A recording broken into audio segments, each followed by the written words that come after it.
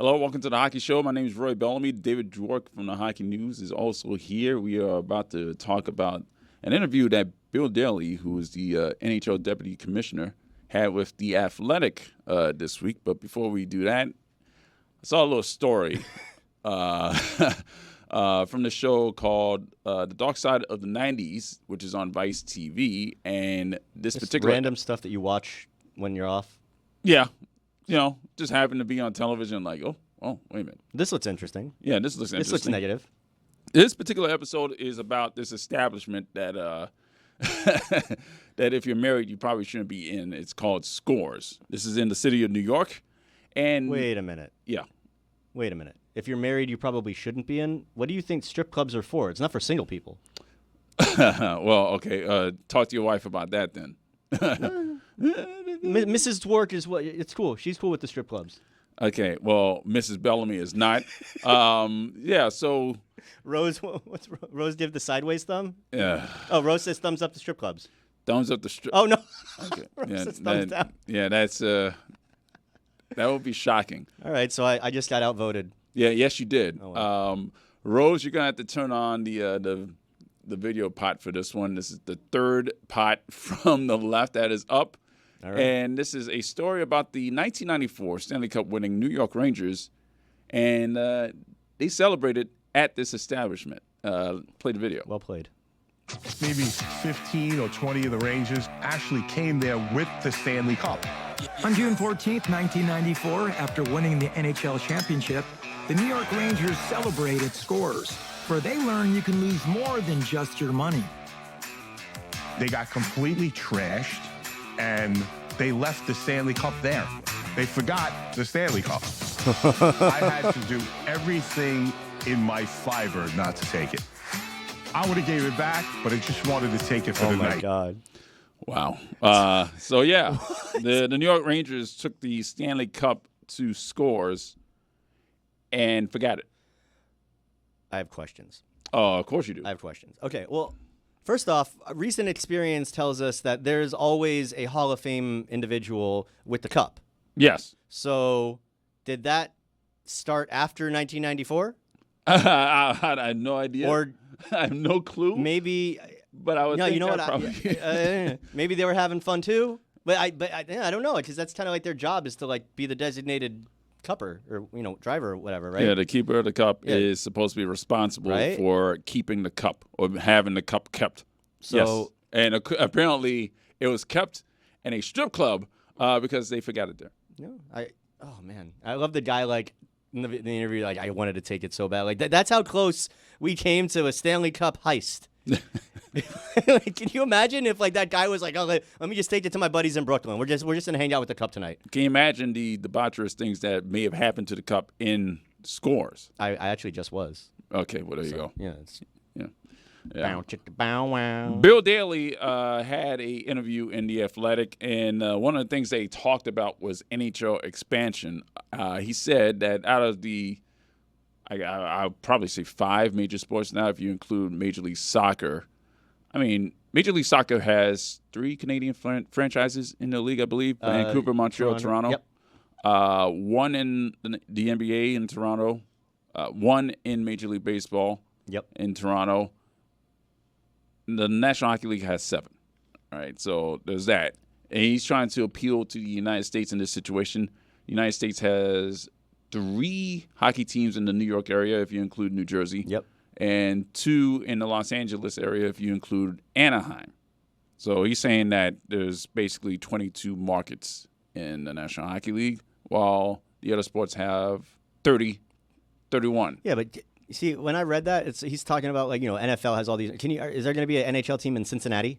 No, probably. You know what I mean? That probably wouldn't be the best place. So look, I feel like when you're talking expansion, it's almost like you're playing the hits, right? 'Cause Right, what are the yeah. first things that people say? Atlanta. Quebec City. I mean, those would be the cities. Like Atlanta would be on its 3rd chance for a team. Yep. Quebec City would be on its 2nd, and Arizona, which is the other one, would be on its 2nd as well. They also mentioned Houston, which has been a city that they've talked about for a long time. I like the idea of Houston, though. It's a good sports town. Yeah. And Kansas City, which they They do have an arena. Yeah, there. they built it with that it was a Sprint Center or something. It's something out of the Kemper Arena, whatever. But it's this big, beautiful arena. They've had I think they've had preseason hockey there. I know that I think the Miami Heat played a preseason game there a few years back. So they've been trying to lure sports in there. They've got the facility, which I feel like is a big hurdle in a lot of cities. But I mean, let's just going through those lists. Like Atlanta's got an arena. I don't know how much Phillips Arena is still, if that's what it's still called even. I don't know if that's viable because it's been around for a while. But Atlanta's got the arena. They've got one. Yeah. In St. Louis, or in Kansas City, rather. They've got one in Quebec City. I don't know how new it is, but I know the Panthers are going to be playing there. Yeah. The Panthers playing the Kings there in definitely not weeks. The Coliseum, I'll tell you that. Yeah. But, I mean, they got to build one in Arizona. Taxpayers do not want to give billionaires money to build sporting venues. No. We know that. I mean, we've experienced that down here for a very long time until it actually happened. And I don't know. I just don't, especially in Arizona. I mean, you saw how that played out. Yeah. Well, that's the thing with the Arizonas or the Atlantas. If it's failed before, if at first you don't succeed, but at the expense of maybe a new market that hasn't experienced hockey before. I mean, look at the excitement that's happening in Utah right now, and look what happened in Seattle when the Kraken came, or Vegas. I mean, these brand new markets for hockey. I mean, Vegas is an interesting sports market in general, but Seattle, we've known that the Pacific Northwest is a great sports region. If they do have a new team in Atlanta, who do they aspire to have an audience to? Because you saw the Braves move from the Atlanta area, move north to Cobb County. Basically, I would have to say a white flight situation. They wanted to get out of there. So I don't know if they want to use the old, I don't even know what the name of the arena is. The downtown arena. The downtown arena. I don't know if they want to do that either. No, that'd probably be part of the package to sell an expansion would be here's a big, beautiful, brand new suburban arena away from downtown Atlanta. Which, don't you need to lean into your non-traditional fan bases, especially in a new market? Yeah. He also mentioned that as far as talent is concerned, they could fill at least several new teams right now, especially with the talent level, not just here in North America, but in Europe and Russia. Yeah. He feels like at least several teams can be filled out with this talent. Yeah, I don't think you're messing with the integrity of the game too much at this point, just because, as you said, there's a lot of talented players. Where I hesitate is we've already got 32 teams, half of which make the playoffs, which is kind of a smorgasbord. It's fun. I don't know. I feel like we got to fix the playoff format before we start adding teams to the mix. I mean, the playoff format is basically what it used to be. It's divisional. No, I want it to go back to 1 plays 8, 2 plays 7, Okay. Well, yeah, I mean, okay. Do you want to expand the playoffs? No. No, you want to keep it at 16. Yeah, I'll keep it at 16 is plenty for playoffs. And really, if it ain't broke, don't fix it. The Stanley Cup playoffs are the best playoffs in all of sports. So you don't need to mess with it like that. Just fix the seeding. I mean, okay, yeah. I mean, that's it. It wasn't broken. And they broke it. Well, no, that's the thing. You can make that kind of a change that's annoyed a lot of people, and it's still the best playoff in sports. Yes. So you're basically just kind of cooking the steak a little bit better if you do it that way. Maybe a little bit better of a side fixing or seasoning. But it's already great. It's already 4 stars.